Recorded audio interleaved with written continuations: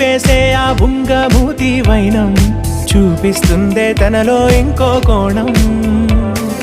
చంగావి చంపల్లో చంగుమంటూ మౌనం చూస్తూ చూస్తూ తీస్తూ ఉందే ప్రాణం.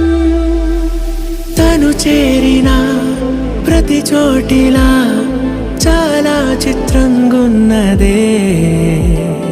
తనతో ఇలా ప్రతి జ్ఞాపకం ఛాయాచిత్రం అయినదే.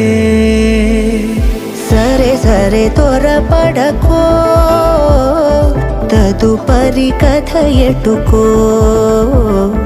ఎటు మరి తన నడకో, చివరికి ఎవరెనకో.